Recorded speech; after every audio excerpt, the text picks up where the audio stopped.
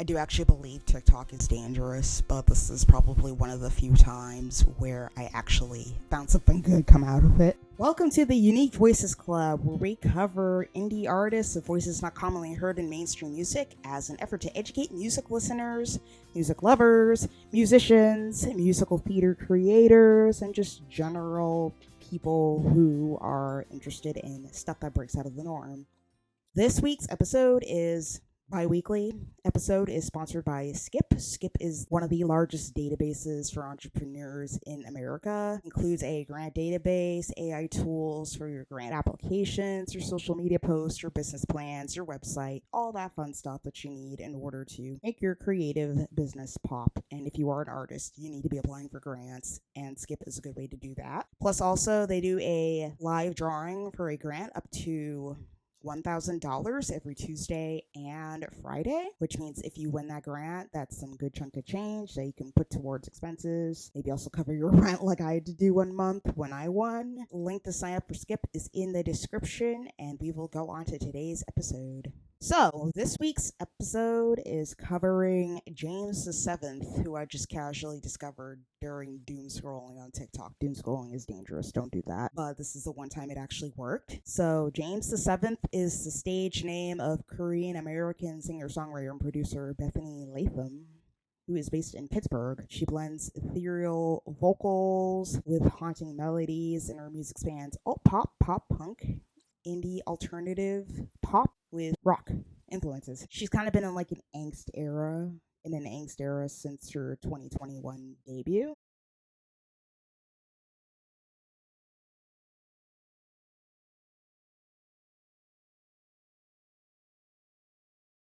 To use her fallback of music during her surgery recovery, and her dad bought her a guitar, and then pretty much she took that and ran with it. So she has a total of 5 EPs. So we are going to listen to some of her music, and maybe if you find her interesting as well, you'll be inspired to follow her too and be like, oh, there's an artist who probably sounds like me or who sounds different and such. Right, so we're just going to jump right into it. List Cat performance video, a live performance.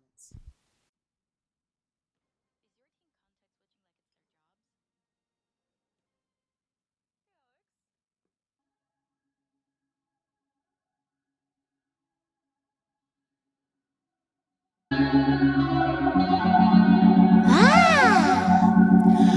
don't care what you think because I know that I was your baby, but I'm no longer your baby. Can you quiet down? You just wanna validate me, but it comes off agitating. How you let me know? Cause I'm the coolest cat. Do ya copy that? It's a matter of fact, I'm the coolest cat. So nonchalant, but it's just carte blanche. It's a matter of fact, I'm the coolest cat.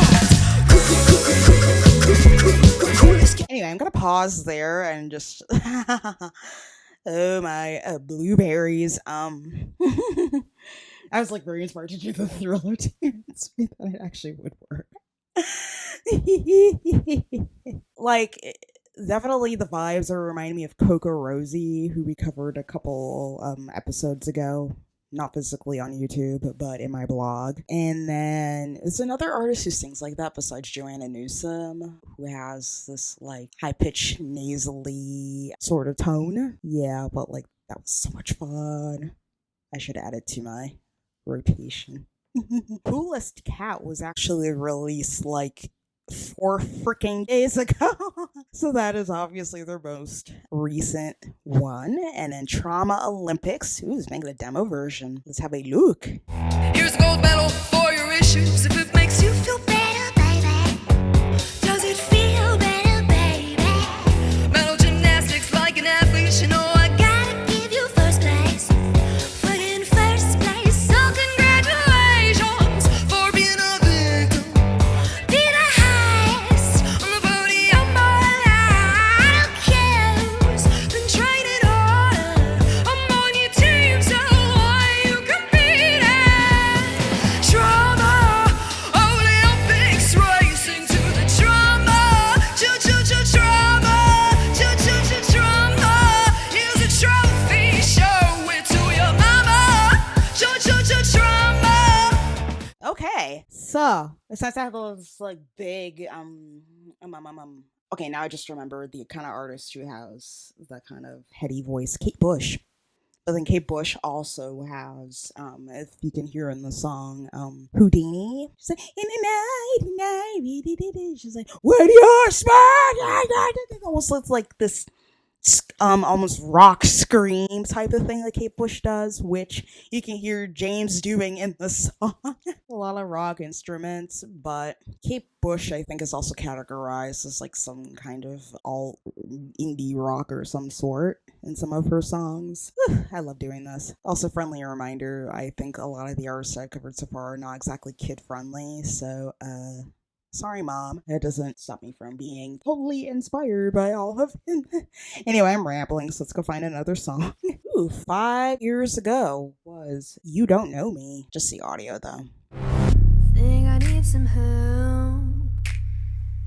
Always fall in love with people that I never met. I try somebody else, but they couldn't compare. And you got your big stage, you got your big screen. Hell, if I can't have you, then I don't want anything. You got your stage lights, Givenchy suit and tie, tall, dark, and oh so handsome. Who could even deny? Okay, you can hear definitely in the later stuff was when she started coming more into her sound and her style and whatnot, because this is definitely a bit more soul poppy, whatever. So how James the Seventh, somebody with a voice like James the Seventh, could work in musical theater. Hello, we have Amber Gray. I was literally on a podcast called The Best Things in the World, so I could talk about my latest project, House Plays. Tickets to that in the description. And we were both just like totally gushing and fangirling about Amber Gray. I mean, there aren't a lot of people with voices like hers in musical theater currently, but it's seeing a bit of starting to show itself more these days in shows that are a bit more unconventional, like Hadestown was, and also The Great Comet. That said, it's just like a trend to turn movies into musicals or TV shows or whatever these days, and it's kind of sad. I think we're running out of ideas.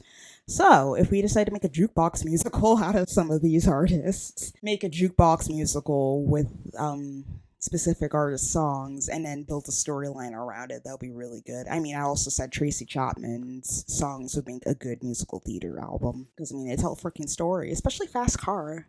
Yeah, Fast Car talked about revolution. Yeah, you could write a whole musical just with those songs alone. So I mean, that's what they did with ABBA, that's what they did with and Juliet.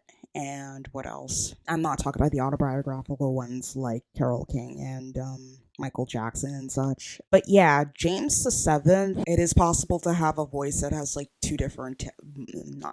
multiple different textures. Like you go super deep and then you can go, like you don't have to stay within one range. Even I don't stay within one range. I mean, I'm also soprano, so naturally it comes with the territory that I'm up in my head voice a ton anyways. Not in my songs that are on my channel, but generally when I'm covering, because I also didn't really have a chest voice up until like a few years ago. But yeah, if you love James the Seventh, go follow their YouTube channel, follow them on social media and all of that jazz, and keep up to date with what they're up to, especially if they decide to come perform in your city. And that goes with all the other artists I have covered so far. Even the ones I don't really have a huge following quite yet. So yeah, here's a friendly reminder to like this video, share this video, and go share it with your inner circle. And also join the Firebird flock. That way you get access to old Unique Voices Club blog post before we decide to turn it into a video format. And also you get access to the group if you sign up, and then you can share unique voices that you discover along the way or that you think other people should know about and could learn from. And also, if I use your artist, I will shout you out, and that'll be great because then you're participating in the revolution to make unconventional artists also have a seat at the table. So stay educated, and all my links to social media, Skip, everything, House Plays, everything is in description. And have a nice day, and I will see you in 2 weeks, unless you go watch old episodes.